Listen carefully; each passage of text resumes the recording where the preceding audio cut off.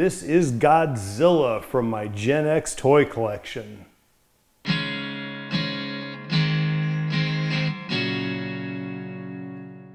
Godzilla. Roar. Roar. Roar.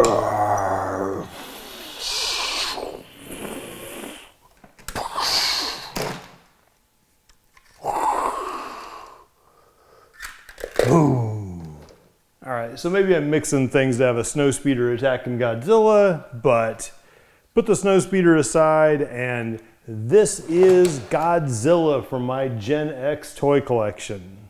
A lot of these toys are based on movies, either individual movies or maybe a trilogy or series of movies, but Godzilla is based on a large catalog of movies. Maybe not quite as many back in the 70s when I received this plastic lizard for Christmas one year. The first Godzilla movie was 1954, and he's been in over 30 movies since then, ranging all the way up to the most recent Godzilla X Kong, The New Empire, which was just this year, March of 24. As a result of so many movies and cartoons and comics, there have been a lot of different Godzilla toys over the years.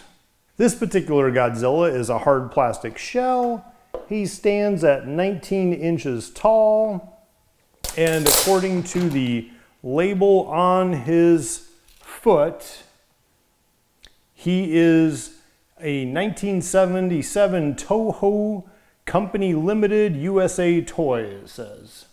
It's actually pretty stout construction. You see a lot of screws in places, which seems like today modern toys are more all snap everywhere, but there are quite a bit of screws in them, even if you look at the feet down here. But pretty rugged construction overall. It's lasted the years. Some of the features of this particular toy is the fire-breathing tongue. Comes out. It's actually not real fire. It's not hot. There's no burn warning, so that's all good. He has rotating arms. And he has a rotating left wrist. And he has a spring-loaded right wrist. Simply push the release button right here in the ditch of his elbow. And there he goes. Again, you can see the pretty stout construction. We insert it back in. Spring is still held up over time. He has rotating legs, both of them. And as I showed before, there are wheels on the feet, so he can wheel around on wood floor. It's obviously less practical on carpet. And he also has a removable tail, which I assume was just for packaging, to be able to get the toy in a smaller box when he first came out.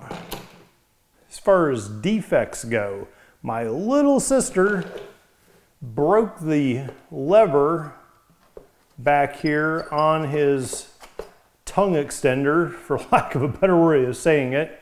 So you can kind of see the red. You can see I tried to glue it on to no avail, but she had broken off that lever that used to protrude about an inch or so, red plastic.